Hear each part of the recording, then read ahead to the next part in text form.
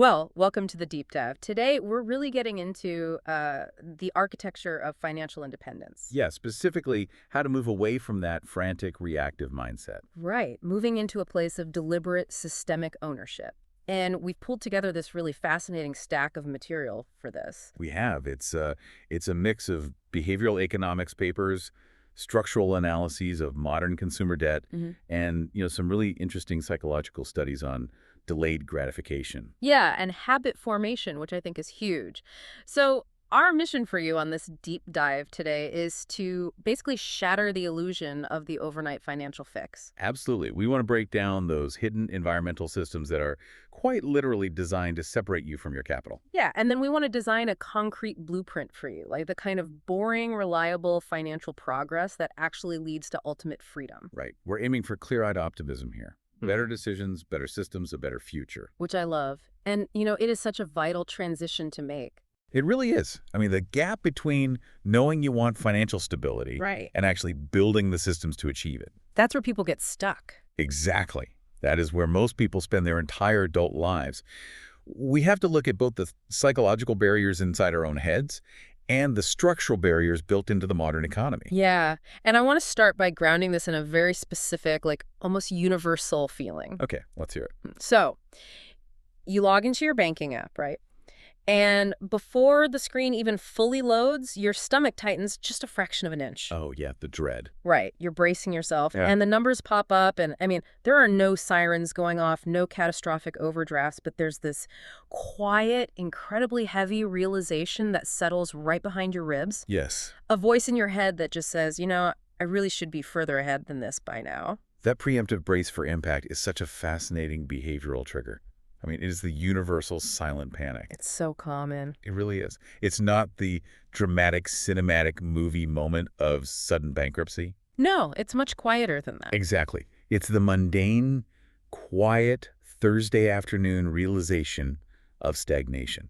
You look at the balance, you look at your calendar, you think about the sheer volume of hours you've been working. Oh, man. And the math simply does not seem to correlate with the effort you've expended. It's maddening. And almost by instinct, your brain starts scrambling for the emergency lever. Always. You start looking for the shortcut, like, how do I fix this by Monday? What can I sell? What aggressive crypto play can I make right now to double my net worth? Exactly. We want the turning point. We crave the lightning bolt, We really do. We want the idea that one big raise or one lucky stock pick or one perfect month where every single category on a budgeting spreadsheet glows green. The elusive perfect month. Right. We think that will permanently fix our financial lives. And we crave it because our culture actively celebrates the anomaly. I mean, think about it. Yeah, the media loves those stories. They do. The tech founder who exits for $50 million over a weekend, the 22-year-old meme coin millionaire. Or the person who somehow pays off an impossible amount of debt through sheer agonizing willpower in like 6 months. Exactly. Those stories are seductive because they offer a condensed timeline. Right. A quick fix? But relying on an overnight turning point is a fundamental misread of how wealth is actually accumulated. It's just not reality. No, it's not. The reality, the deeply unsexy reality, is that sustainable wealth is built in the shadows. I love that phrasing. It is the byproduct of thousands of invisible, ordinary decisions. Okay, so let's unpack the psychology of that perfect month fantasy. Like, why are we so violently addicted to the sprint? That's a great question.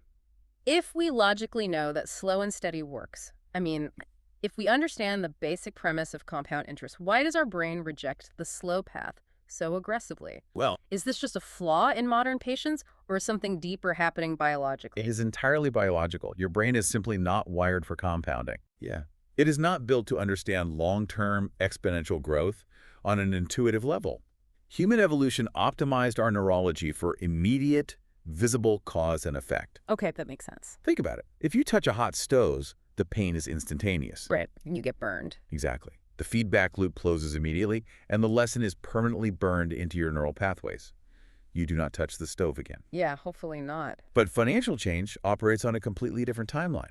We're talking about geological time compared to our evolutionary wiring. So when I decide to, like, skip the expensive takeout and manually transfer $40 into an index fund instead, my brain doesn't actually register a win. Correct. It feels like a loss, actually. The reward for that specific action won't materialize in a meaningful way for decades. Wow, decades. Yeah, the gap between the cause, the sacrifice made on a rainy Tuesday Yeah.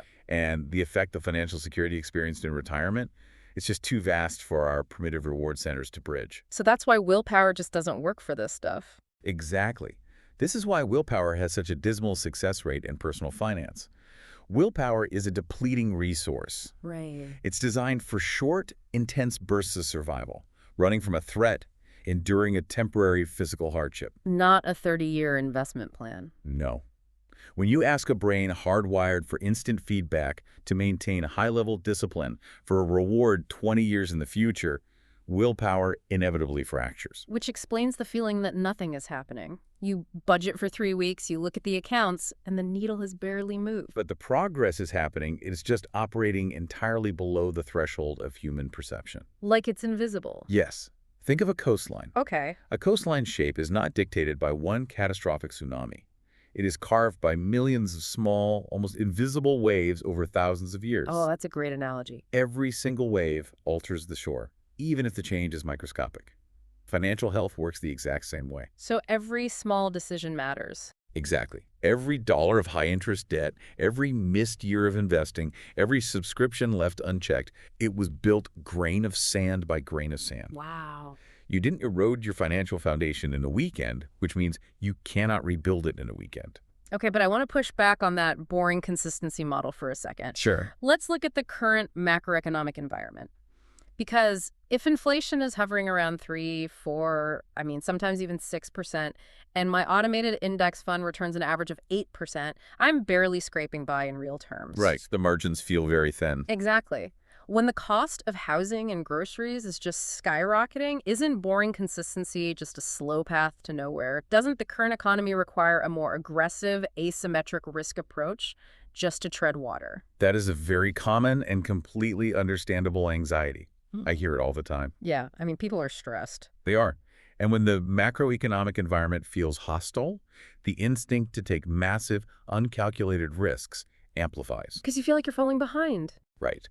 But we have to separate nominal returns from the behavioral reality of risk.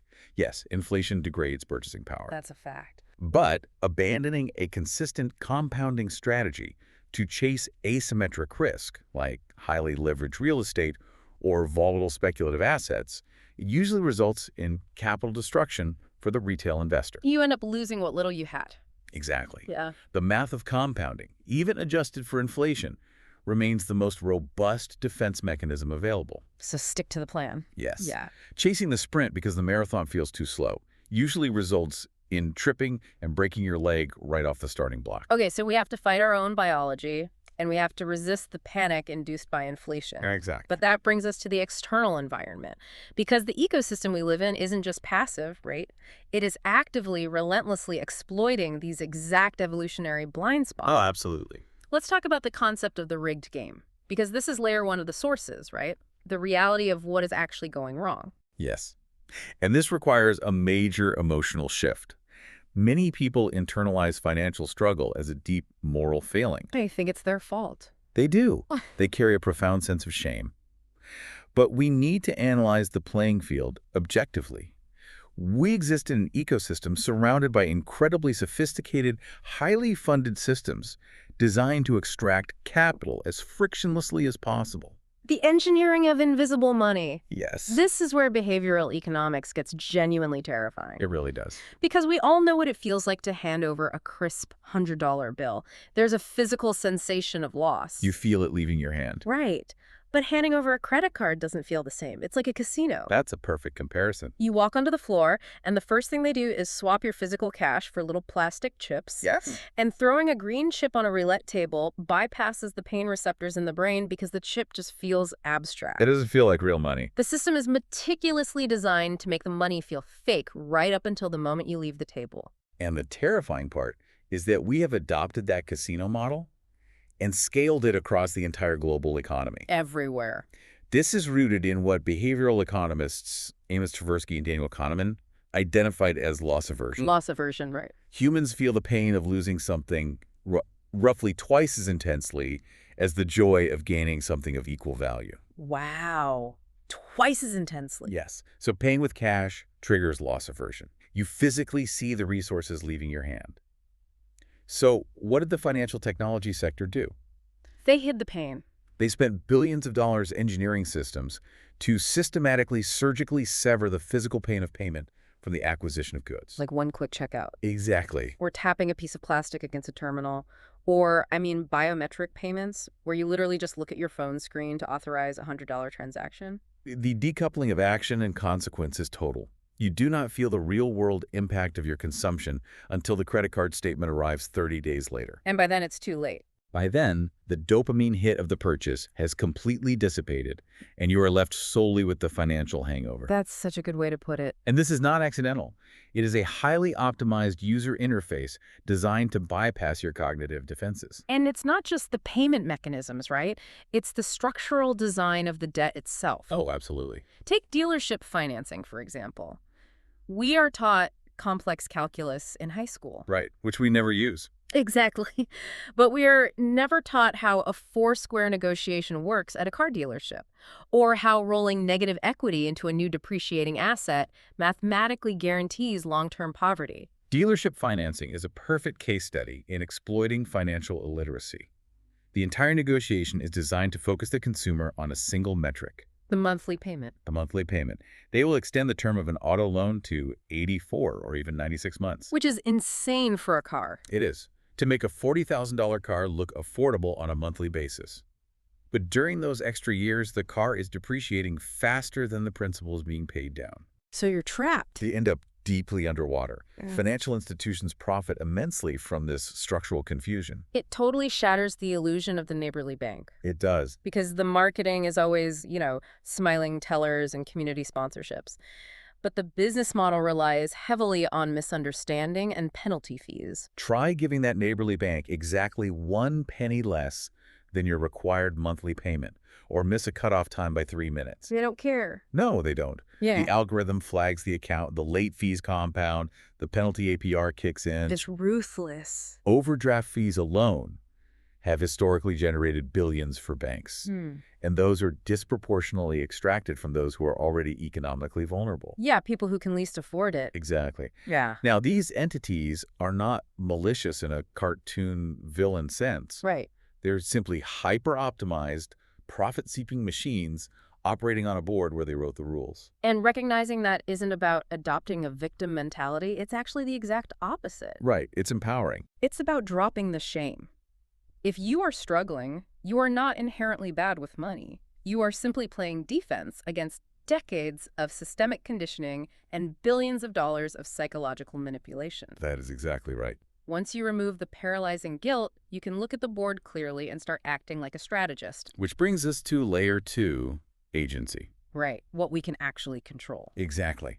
Once you see the architecture of the rigged board, and once you acknowledge your own brain's evolutionary vulnerabilities, how do you actually play to win? Yeah, how do you? The answer lies in removing human willpower from the equation entirely. We have to automate the boring Tuesday. Yes. This is the quiet phase of compounding. You plant the seed, you water the dirt, and for a long time, you are just staring at a patch of brown soil. And you feel foolish. Right. You feel like nothing is happening. But underground, complex root systems are forming. Progress stays invisible until it becomes mathematically impossible to ignore. Consistency completely eclipses raw intelligence, luck, or perfect market timing. So how do we operationalize this consistency? We need to build a system that intercepts our biological urge to react. The most effective framework begins with establishing a feedback loop that operates on logic, not emotion. Okay, break that down for me. This means tracking one and only one lagging indicator on a strict, unyielding schedule. Let's define the mechanics of a lagging indicator. Because how does tracking a past result actually dictate a future behavioral shift? A lagging indicator, like your total net worth or your total debt balance, tells you the outcome of your past decisions. It is the final score of a given period. Right. The mistake most people make is checking these numbers emotionally. Oh, yeah. Guilty of that. We all are. They log into their accounts when they get a bonus and want a quick hit of validation. Or they aggressively avoid looking at their accounts for months when they know they've overspent. Yeah, burying your head in the sand. Exactly. This creates a toxic emotion information loop. You are flying blind, only gathering data when it suits your ego. Exactly. To break that loop, you must check your lagging indicator on a rigid schedule. For example, the first day of every month. Okay. You do not check it when you are anxious. You do not check it to self-soothe. You check it to collect objective evidence of the curve bending. And that changes how you view it. Yes. When you review that number on a schedule, completely divorced from your daily mood, you train your brain to view your financial life as a system to be managed rather than a crisis to be survived. I love that. And once that diagnostic schedule is set, we move to the execution phase, Ah, automating the boring Tuesday. right. We know willpower is a depleting resource, so the days that actually build the financial coastline must require absolutely zero willpower. This touches on the psychological concept of ego depletion.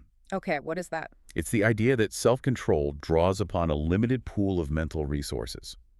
If you use all your discipline resisting office donuts in dealing with a difficult client, you will have zero discipline left at 8:00 p.m. to manually transfer $50 into an investment account. That makes so much sense. You're just mentally exhausted. Exactly. Therefore, the right action must happen electronically, automatically, without you physically touching it. You save your cognitive load, your human judgment, for actual complex decisions. Yes. You let the robots execute the baseline habits. You build a machine that carries out your good intentions, even on the days you wake up exhausted, cynical, and completely unmotivated. And crucially, when you build this automated system, you must orient your goals around the system itself, not arbitrary outcomes. Right. You set a reevaluation date, not a results date. This is a huge psychological shift. It really is. Because we constantly set results-based goals. We say, I'm going to be entirely debt-free by December 31st, or I will have $20,000 saved in 6 months. When you do that, you are setting a trap. Why is it a trap? You are anchoring your emotional success to a timeline that the mechanics of reality do not care about. Life introduces friction. A water heater bursts. Inflation drives up baseline expenses. If you miss that arbitrary December deadline by even a few $100s, the brain registers it as a massive failure. And then what happens? The motivation collapses, and people frequently abandon the entire plan. So instead of saying, I will achieve X result by this date, you say, on June 1st, I'm going to sit down and audit my system. Exactly. You ask, has my income changed? Do my automated transfers need adjusting? Are my fixed costs still accurate? You judge the process. You iterate the system. You focus entirely on the inputs, which you can control, and you completely surrender the timeline of the outputs, which you cannot control. Because compounding will handle the results whenever the math dictates. Precisely. It's the difference between shame-based goal setting and iterative engineering. It's a much healthier mindset. Now, this theory of automation and system iteration is elegant, but a lot of people listening might be thinking, that's great for someone with a surplus, but I am living paycheck to paycheck. I don't have momentum to automate. That's a very fair point. Let's look at the concept of being unstructured versus being behind. It is a vital distinction. Many people look at their age, look at their peers, and declare themselves fundamentally behind in life. Yeah, that comparison trap. Exactly. But the root issue is rarely a lack of time. It is a lack of financial architecture. Without a system, money flows through your life with complete randomness. It's just chaos. Yes, you earn a paycheck, you deploy it haphazardly toward bills, you spend on random impulse, you try to save whatever negligible amount is left over. And then an emergency happens. Exactly. An emergency happens, the tiny savings are wiped out, and you reset to zero. It's financial entropy. You are exerting maximum effort, running a marathon on a treadmill, and going absolutely nowhere. To arrest that entropy, you have to establish a hard floor. Okay, how do we do that? First, you capture your cash flow precisely. You cannot optimize a system if you don't know the exact inputs and outputs. You have to track it. Second, you establish a non-negotiable investment or debt paydown percentage, even if that number is only 5 or 10% of your net income. Even if it's small. Yes, the percentage matters less than the absolute rigidity of the habit. Consistent, automated, unbreakable contributions are infinitely more powerful over a 30-year horizon than occasionally throwing a random chunk of cash at the market when you happen to feel guilty. And the true accelerant here is how you handle new capital. The system dictates that all raises, all tax refunds, all windfalls go directly into the automated system, not into lifestyle upgrades. That is how you escape the gravity of the middle class. The trap is lifestyle creep. Oh man, lifestyle creep is so real. It is. You get a $10,000 raise, and miraculously, your taste in restaurants, vehicles, and vacations expands to consume exactly It $10,000. just vanishes. The friction of your life increases to match your income. But if you cap your lifestyle, if you maintain your current standard of living and direct the entirety of the new income into the investment architecture, the velocity of your wealth building goes parabolic. But let's address the reality of human behavior. Because money isn't just a spreadsheet. Yeah, that's We can map out percentages and automations flawlessly, but money represents security, status, and identity. It is a primary source of stress. absolutely. The deep work here isn't just mathematical, it's behavioral. If you cope with stress through impulse spending, a new spreadsheet isn't going to fix your neurology. This is where most theoretical financial plans fracture upon contact with reality. The math is sound, but the human operating the math is volatile. Right. We're emotional creatures. The crucial skill is learning to sit with the discomfort of delayed gratification. It is the conscious act of separating your immediate, acute emotional state from your long-term financial execution. The urge to spend will come back. You will have a brutal day at work, your boss will micromanage you, you will feel completely drained, and your brain will scream for a dopamine hit. It happens to everyone. It will demand that you buy something, anything, just to feel a momentary sense of control or pleasure. And that is the exact moment the system is tested. You have to learn to negotiate with your future self. Love that concept. You are deciding whether to self-soothe with a purchase today or to allocate those resources to ensure the safety and freedom of the person you will be in 10 years. Let's talk about the math of that future self because it clarifies the stakes. If we look at historical market averages, an automated investment of $500 a month at an 8% return transforms into roughly $745,000 over 30 years. It's staggering. Now, finding $500 a month requires discipline, but for a dual-income household, it is often achievable with aggressive auditing. $500 today feels mundane. It feels like a mid-tier car payment. It does not feel life-altering. Right, it feels boring. But that's $745,000 in the future. That alters the trajectory of a family tree. Wow. That is a paid-off mortgage. Yeah. That is the ability to retire with dignity. The gap between the mundane input today and the monumental output tomorrow is the magic of the boring Tuesday. So how do we cross the bridge from understanding this conceptually to actually executing it? Because motivation evaporates the second you hit traffic or the baby starts crying. Very true. We need to create immediate, concrete momentum. We need to establish the locus of control. The most effective method for establishing that immediate control is claiming your CEO time. Okay, I want to lay down a challenge for everyone listening. Let's do it. Open your calendar app right now, find a 60-minute block this week, label it CEO time, block it out in red.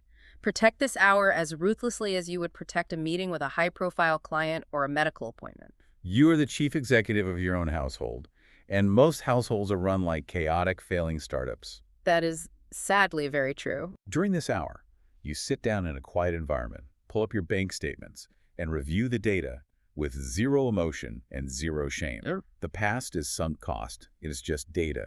Your objective is a surgical audit. And the immediate goal of this hour is to find just one thing, one automated subscription, one recurring convenience fee, one line item that you do not explicitly deeply value, and you cancel it. It could be a streaming service you haven't logged into for 3 months. It could be a premium delivery app subscription. Right. The actual dollar amount, whether it's $10 or $50, is entirely secondary to the psychology of the action. Well, if the dollar amount is secondary, why do it? If a listener is drowning in $50,000 of debt, telling them to cancel a $12 Netflix subscription sounds incredibly out of touch. I can see how it sounds that way. It sounds like the stop buying lattes advice that just ignores systemic economic pressure. It sounds like if you only look at the math, but this is an exercise in locus of control. When you are buried in debt, you feel like a passive victim of your financial life. You feel trapped. You feel like money simply happens to you. Corporations siphon funds out of your account, interest accrues automatically, and you are just a passenger. Canceling that $12 subscription is not about the $12. What is it about? It is a physical, concrete declaration of independence. It proves to your brain that you have the agency to reach into your financial ecosystem, sever a connection, and reclaim a resource. Oh, wow. It is the first rep in the gym of financial agency.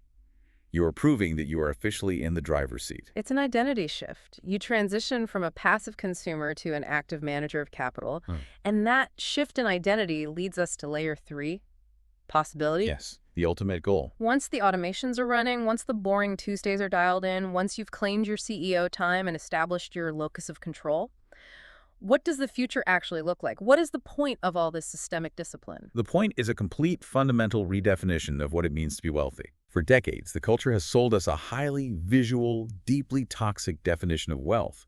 We have been conditioned to believe that wealth is loud. Right. The flashy cars, the big houses. We play this absurd status game where people finance luxury cars they can't afford, buy designer clothes on credit, and upgrade to massive homes that stretch their debt-to-income ratio to the breaking point. All to look rich, to complete strangers at stoplights, or to project an image on social media while quietly drowning in minimum payments behind closed doors. Exactly. Looking rich is the absolute fastest way to ensure you remain fundamentally broke. True wealth is silent.